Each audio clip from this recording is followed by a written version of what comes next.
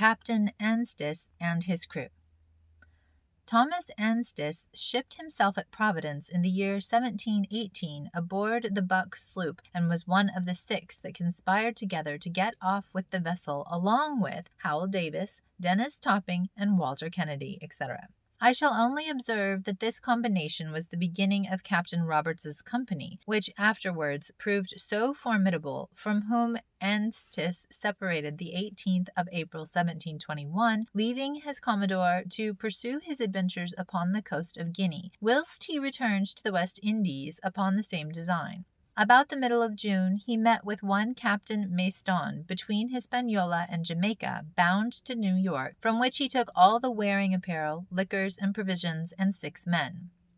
Afterwards he met with the Irwin, Captain Ross from Cork, on the coast of Martinico, which ship had Colonel Doyley of Montserrat on board, and his family, and 600 barrels of beef. Afterwards they went into one of the islands to clean, and thence proceeding toward Bermudas, they met with a stout ship called the Morning Star, bound from Guinea to Carolina, which they kept for their own use. Just after, they took a ship from Barbados bound to New England, from whence, taking her guns, they mounted the Morning Star with 32 pieces of cannon and 100 men, appointing John Fenn captain. For Anstice was so in love with his own vessel, she being a good sailor, he made it his choice to stay in her, and let Fenn have the other ship.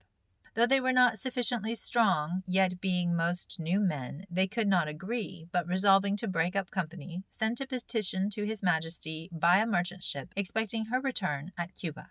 Here they stayed about 9 months, but not having provisions for above 2, they were obliged to take what the island afforded, which is many sorts of fish, particularly turtle, though they eat not a bit of bread nor flesh meat during their being on the island. They passed their time here in dancing and other diversions agreeable to these sort of folks. Among the rest, they appointed a mock court of judicature to try one another for piracy, and he that was a criminal one day was made a judge another.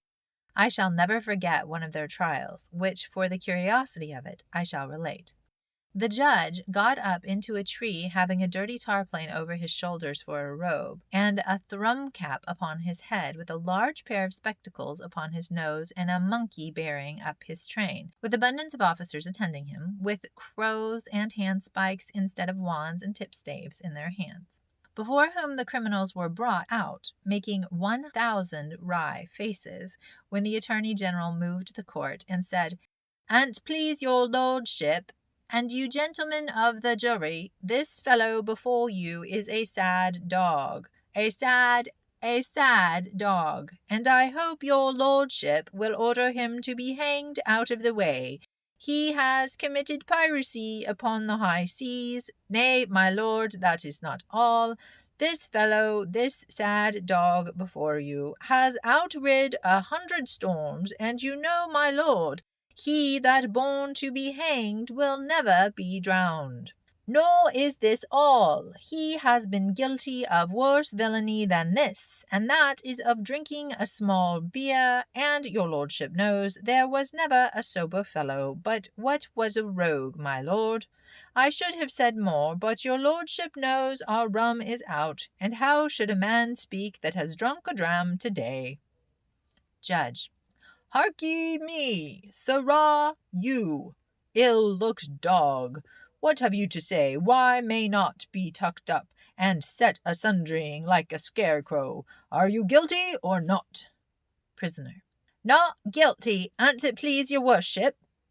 Judge: "Not guilty. Say so again, and I will have you hanged without any trial."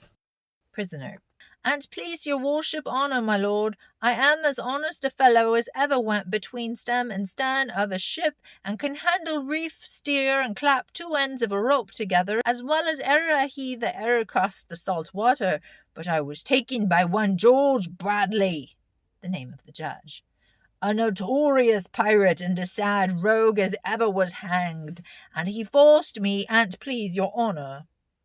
Judge: "Answer me, sirrah, how will you be tried?" Prisoner: "By God and my country." Judge: "The devil you will. Then, gentlemen of the jury, we have nothing to do but to proceed to judgment." Attorney General: Right, my lord, for if the fellow should be suffered to speak, he might clear himself, and that, you know, is an affront to the court. Prisoner. Pray, my lord, I hope your lordship will consider. Judge. Consider? How dare you talk of considering? Sirrah, sirrah, I have never considered in all my life. I'll make it treason to consider. Prisoner. But I hope your lordship will hear reason. Judge. What have we to do with reason? I would have you know, sirrah, we do not sit here to hear reason. We go according to law. Is our dinner ready? Attorney General. Yes, my lord. Judge. Then harkee, you rascal at the bar, hear me, sirrah, hear me. You must be hanged for 3 reasons. First, because it is not fit that I should sit as a judge and nobody to be hanged. Secondly, you must be hanged because you have that damned hanging look. Thirdly, you must be hanged because I am hungry. There's law for you, ye dog. Take him away, gaoler. By this we may see how these fellows can jest upon things, the thoughts of which should make them tremble. August 1722, they made ready the brigantine and came out to sea, where meeting their correspondent returning and finding nothing done, they all agreed to ply their old trade. So they sailed with the ship and brigantine to the southward, where they ran the Morning Star upon the Grand Caymans and wrecked her. The next day Anstice went ashore to fetch the men off, who were all safe. Anstice had just time to get Captain Fenn and a few others on board before the Hector and Adventure came down upon him. But he got to sea, and one of the men of war after him, keeping within gunshot several hours. When the wind dying away, the pirates got to their oars and rowed for their lives. The Hector landed her men and took 40 of the Morning Star's crew without any resistance, they pretending they were glad of this opportunity, and the rest hid themselves in the woods. The brigantine, after her escape, sailed to an island near the Bay of Honduras to clean, and in her way took a sloop, Captain Durfee commander, which they destroyed, but brought the men on board. While she was cleaning, Durfee conspired with some of the prisoners to carry off the brigantine, but it being discovered, he and 4 or 5 more got ashore with arms and ammunition, and when the pirates' canoe came in for water, seized the boat and men, upon which Anstice sent another boat with 30 hands ashore, but Durfee gave them such a warm reception that they were glad to return back again. In December 1722, Anstice left this place, taking in his cruise a good ship.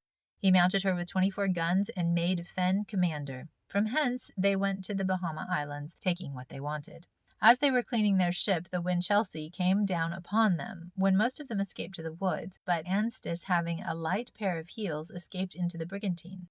Afterwards, some of the company, being tired of this trade, shot Anstice in his hammock and put the rest in irons, and then carried the brigantine to Curaçao, a Dutch settlement, where they were hanged, and those that delivered up the vessel acquitted. Fenn was soon after taken by the man-of-war's men, straggling in the woods, with a few more, and carried to Antigua and hanged, but some escaped among the negroes and were never heard of since.